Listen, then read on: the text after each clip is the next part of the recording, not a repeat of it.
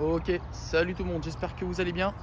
Aujourd'hui, toute nouvelle vidéo. Donc pour cette vidéo, je vais me servir de ma Clio pour vous donner 5 points à vérifier avant d'acheter une voiture d'occasion. Alors ces 5 points, ça va être moi ce que j'ai fait pour ma part pour acheter cette voiture. Il en existe bien plus que 5, mais pour moi, on va dire que ça va être les plus essentiels que moi personnellement j'avais regardé. Donc sur ce, je vous dis bonne vidéo.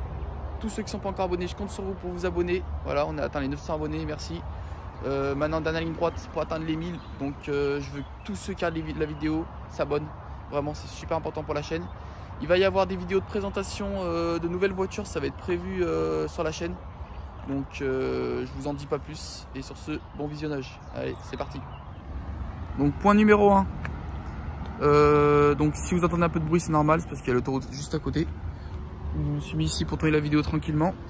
Alors, premier point, déjà, moi ce que j'ai fait, alors ça c'est si vous avez la possibilité, parce que je sais que parfois suivant la période, l'époque où vous achetez votre voiture, c'est plus ou moins compliqué, c'est de choisir votre rendez-vous avec la personne quand il fait beau. Parce que honnêtement, quand il fait beau, vous allez voir plus facilement les défauts qu'un jour, vous voyez, où il fait un petit peu couvert comme ça là. Vous allez peut-être moins facilement voir les défauts, donc vraiment si c'est possible, parce que je sais que parfois c'est pas facile de prendre un rendez-vous quand il fait beau ou de savoir quelle météo il va faire une semaine avant, une ou 2 semaines avant, tout dépend combien de temps vous prenez votre rendez-vous. Par exemple si c'est au mois de décembre, ça va être plus compliqué qu'au mois de juin ou juillet, quoi. Donc donc si vous pouvez essayer de favoriser un temps où il fait beau, et ça va vous permettre de voir tous les petits défauts. Par exemple vous voyez, moi j'ai un petit pet sur ma carrosserie. Juste ici, vous voyez, et bah ça on le voit vraiment surtout quand il fait beau. Vous voyez là, quand c'est un peu couvert comme ça, on le voit beaucoup moins. Donc voilà. Donc ça c'est pour moi le premier point. Pour aussi savoir, vous voyez, là, je sais pas si vous voyez, mais entre cette partie là et cette partie là, il y a le bas de caisse. Bon ça le propriétaire me l'avait dit, mais ça je l'ai vu grâce à la lumière du soleil de moi-même, qui a été repeint. En fait, je sais pas si vous voyez, mais là il y a une différence de teinte, je sais pas.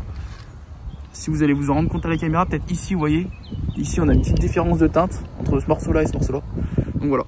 Donc ça c'est une chose que j'avais vu tout de suite quand il y avait eu du soleil, mais quand c'est un peu plus couvert, on y voit déjà un peu moins. Donc on passe au deuxième point. Point numéro 2. Donc, encore une fois, ça va être sur l'extérieur. Vous allez vérifier tout le tour de la carrosserie de la voiture. Parce que voilà, la carrosserie, ça va être vraiment, je veux dire, c'est la première chose que vous allez voir sur une voiture, c'est la carrosserie, l'état extérieur quand vous allez arriver. Et là, c'est vraiment c'est vraiment important de prendre le temps de bien faire le tour correctement, de bien regarder le toit de la voiture, si elle a rien, si jamais elle a jamais pris la grêle ou quoi que ce soit. Parce que si jamais elle a pris la grêle, ça veut pouvoir dire que la voiture dort dehors. Donc forcément, c'est toujours un petit peu moins bien que si elle dort dans un garage. Après, vous regardez sur les portières si jamais la personne n'a pas des micro-rayures qui pourraient être des ronces. Donc ça voudrait dire qu'elle a peut-être emprunté des chemins de temps en temps, des choses comme ça. Tout ça. Sur le capot avant, regardez s'il n'y a pas des petits pets. Bon, ça je sais que moi j'en ai, mais bon après ça c'est à cause de quand on prend l'autoroute, tout ça, vous voyez, le rouge marque énormément. Ça c'est ce qu'il faut savoir. Le rouge c'est joli, mais ça marque au moins de petits trucs.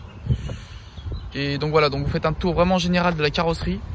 Si vraiment il n'y a pas de bas de caisse qui ont été accrochés comme ça, bon là il n'y a rien du tout, hein.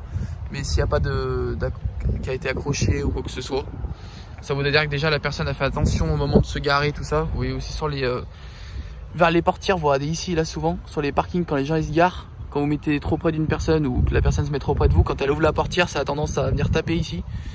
Donc ça c'est des petits détails en fait qui vont vraiment faire la différence, qui vont montrer si le propriétaire a fait attention sur les parkings à se garer, on va dire là où il n'y a pas tout le monde. Bon après il y a aussi le facteur chance, mais c'est ce qui va aussi, des petits détails qui vont montrer que le propriétaire a fait attention au quotidien à sa voiture. Voilà, donc on passe au troisième point. Donc pour ce troisième point, vous allez regarder les pneus. Donc déjà vous regardez l'usure des pneus, et plus précisément là où il va falloir regarder, c'est sur le flanc du pneu en fait, sur ces petites parties là. Et ce qu'il faut regarder, c'est si jamais vous avez le côté ici qui est un petit peu amoché, c'est que soit les pneus ont été sous-gonflés, donc ce qui a fait que le flanc du pneu a été légèrement en contact avec le sol, ou alors ça veut tout simplement dire que la personne roule trop vite et arrive trop vite dans le virage. Donc à ce moment-là, c'est un signe que la personne tape forcément dans le moteur, donc prend pas forcément spécialement soin de sa voiture. Donc ça c'est un premier signe. Et le deuxième signe, ça va être de regarder votre disque. Si vraiment vous voyez qu'il est vraiment usé entre guillemets anormalement, si vous voyez qu'il est attaqué, bon voilà, vous pouvez vous dire que la personne freine fort, donc forcément c'est qu'elle roule vite. Et vous pouvez aussi regarder la garniture des plaquettes. Donc je sais pas si vous allez bien voir. Là on voit peut-être pas très bien parce qu'il fait sombre. Mais en gros la garniture des plaquettes, bah, c'est pareil, hein, c'est comme le disque. Si vous voyez qu'elles sont très usées comme le disque, c'est que en général, bon, soit c'est à faire, mais sinon c'est que la personne roule fort, donc forcément c'est toujours on va dire moins motivant à acheter une voiture quand vous savez que la personne juste avant de vous elle a roulé, elle avait le pied lourd.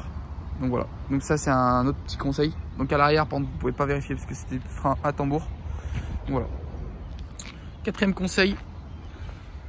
Donc pour le quatrième point, comme je vous disais, vous allez regarder donc l'intérieur du véhicule après.